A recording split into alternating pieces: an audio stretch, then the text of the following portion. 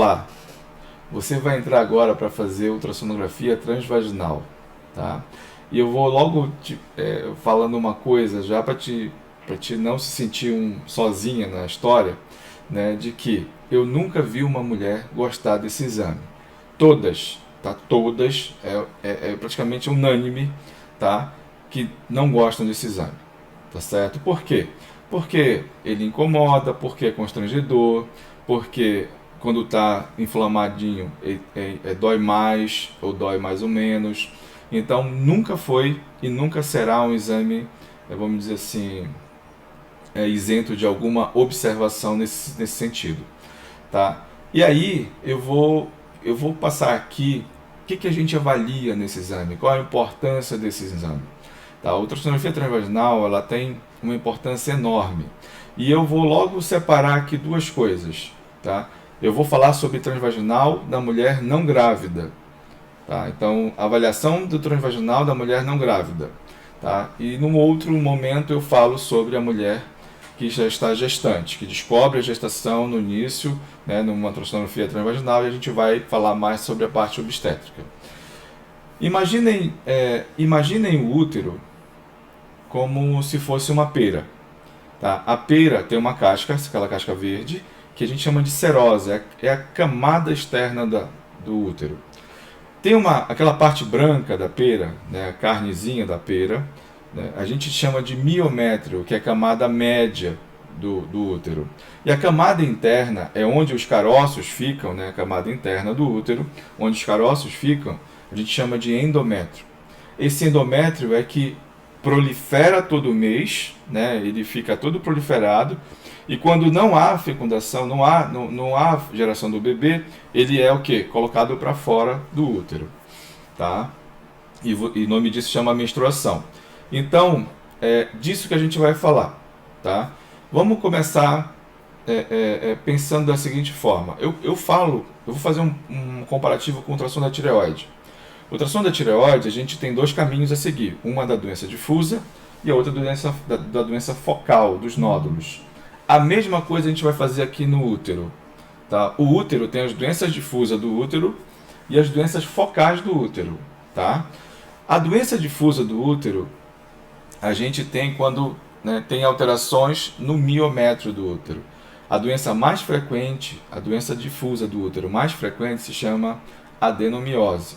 Essa costuma dar sangramento ou, né, cólicas. Então, a paciente vem com aquele aumento de fluxo, tá? Que ela ou tem cólica junto, ou tem sangramento, ou tem os dois, ou não tem nada. Às vezes a gente acha no ultrassom um exame, né, um útero com cara de adenomiose, mas a paciente não tem nada. Isso acontece, tá, gente? E a gente também encontra o contrário. Às vezes o paciente tem pouquíssimas alterações e tem muitos sintomas. Quando tem muitos sintomas, a gente vai procurar, tá? Então, doença difusa. A adenomiose é uma doença benigna que altera a parede do útero, que costuma dar muito sangramento e cólica, tá? O endométrio parece que invade, tá? O miométrio, e aí altera a morfologia, né? E vai dando cólica e sangramento. Isso é a doença difusa. Doença focal do útero. As doenças focais do útero, a gente tem os nódulos, tá? Basicamente os nódulos, que podem ser no miométrio, que é aquela camada branquinha, né? O meio, na camada média do útero. E esses nódulos uterinos, eles não são sempre miomas. Tá? Então é uma maneira equivocada de chamar todo e qualquer nódulo que dá no útero de mioma. Por quê? Porque ele pode ser nódulo de adenomiose. A adenomiose ela pode dar, né, de forma difusa no útero, ou seja, em todo o útero, e pode formar nódulos. Tá? Ela pode também só dar numa parede do útero e na outra não. Então a adenomiose difusa é todo o útero e a adenomiose focal é a adenomiose que pode dar numa parede do útero ou na outra. Tá? A adenomiose nodular, ou seja, o nódulo de adenomiose, também pode acontecer. Também nódulos uterinos ou miometriais, também temos as endometrioses. Tá? Então, eu tenho miomas, que são os leiomiomas, eu tenho adenomiose, que podem formar nódulos, e tenho endometriose, que pode formar nódulo na parede. Então, não é tão correto assim, não é correto, na verdade, chamar todo nódulo no miométrio de mioma. Tá? A outra avaliação é da cavidade do útero. Na cavidade do útero, quando a mulher também tem cólicas e ou sangramento, ou seja, pode ser os dois juntos ou um ou outro, também pode ter um nódulozinho, tá? Um carocinho, um nódulo sólido dentro do útero. E esse útero pode dar cólica e pode dar também sangramento anormal. E a gente avalia também isso neste exame de ultrassonografia transvaginal, que na verdade é um exame simples. Então, além do útero, né, nós iremos estudar os ovários e a região anexial, como eu já disse antes, tá? Então, assim, vamos para o ovário, vamos construir aqui um raciocínio em cima do ovário. A mulher, quando nasce, né, ela nasce com 2 ovários e cada ovário tem milhares de folículos. Quando essa mulher cresce e chega na puberdade, ela vai começar a ovular. Então, esses folículos, eles crescem, tá? E crescem em grupos. E esse grupo de folículos que cresce e aparece na ultrassonografia são chamados de folículos antrais. Cada um desses vai ser recrutado, por mês para crescer, romper, ou seja, ovular e liberar o óvulo para esperar o espermatozoide. Todo mês tem esse ciclo. Claro que tem patologias que alteram isso. Mas todo mês, né, se for um ciclo regular, todo mês um folículo desse vai ser recrutado, vai crescer, vai ser chamado de folículo dominante, vai romper e vai ovular. Tá? E vai liberar o óvulo lá para o ovócito primário para poder ser fecundado. Então, quando rompe, podem formar cistos hemorrágicos ou outros cistos que a gente chama de funcionais, que tem a ver com um ciclo menstrual. Tá? Então, a maioria dos cistos ovarianos são benignos e são funcionais. A minoria, a gente já começa a suspeitar de neoplasia. Neoplasia, ou seja, as doenças, os tumores, eles podem ser benignos ou malignos. Tá? E aí a gente vai, de acordo com o aspecto do cisto, de acordo com o aspecto do nódulo, mas eu estou falando de cisto, de acordo com o aspecto do cisto, a gente vai diferenciar se tem uma suspeição mais para maligno ou mais para benigno. E aí é importante o Doppler novamente. Por isso que a ultrassonografia transvaginal, se você quiser encurtar caminho, você já pede o Doppler transvaginal, porque eu já consigo te entregar um exame que tenha, de novo, início, meio e fim. Ou seja, uma conclusão para o teu médico, para o teu ginecologista, prosseguir já com a conduta dele, seja cirúrgica ou se tem algum outro exame que seja feito, tá? Então, os ovários, eles podem ter cistos e podem ter nódulos. E a gente vai avaliar isso pela ultrassonografia, pelo Doppler, né, transvaginal. E o anexo, né, as trompas. As trompas também são avaliadas pelo transvaginal. Só que as trompas, normalmente, elas não aparecem. Se existe uma trompa normal, não aparece no ultrassom. Tá? Em falar em trompa, é importante dizer que não dá para saber, não dá para avaliar aquelas trompas que foram ligadas pelo ultrassom. Tá bom? A não ser que tenha uma patologia, tipo hidrossalpinge, coleta água ou líquido, né, nas trompas, nas partes que foram cortadas. E a gente chama de hidrossalpinge. Quando tem sintoma, a gente trata. Quando não tem sintoma, a gente não trata.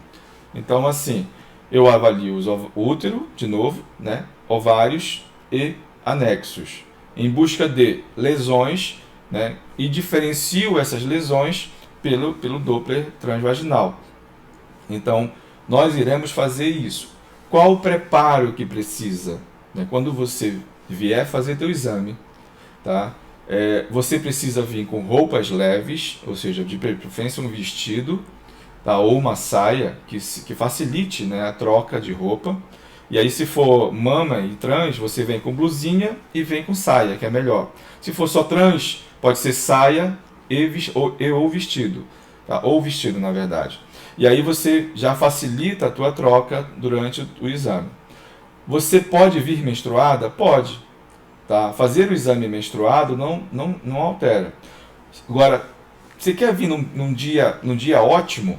Venha no quarto ou quinto dia do ciclo, porque você vai avaliar muito bem a cavidade uterina, vai avaliar o útero, né? Vai avaliar todos os anexos nessa idade.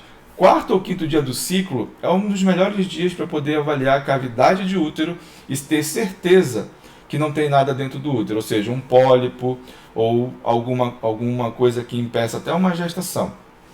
Tá? Então eu recomendo sempre fazer. E a menstruação ela não impede, o sangramento não impede. É meio incômodo para cá, pra gente, quando a gente faz, né, coloca na maca e tal, mas não impede o exame. Tá? A gente pode tirar conclusões sim com a paciente menstruando. O que mais?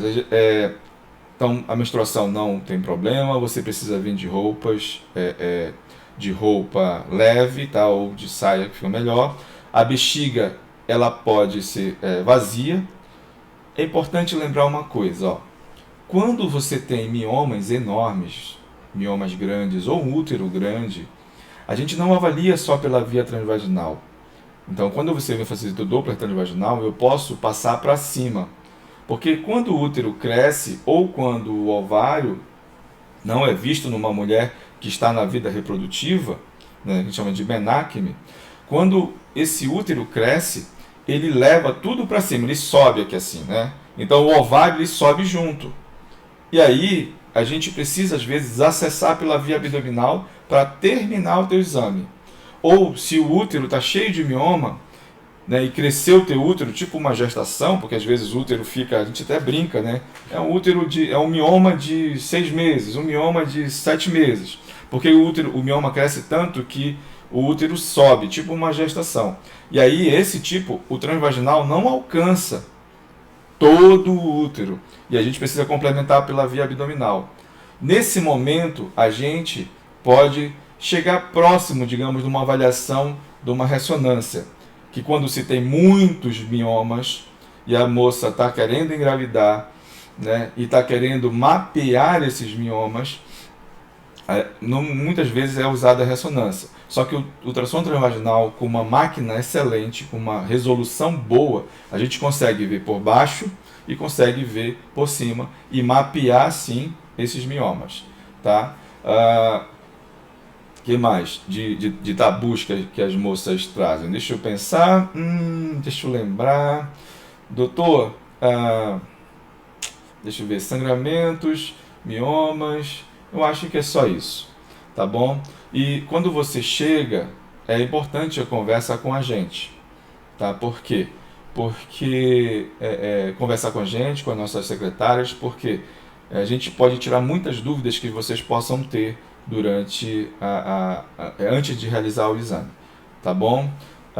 Eu aguardo vocês para o exame, tá bom? E até mais.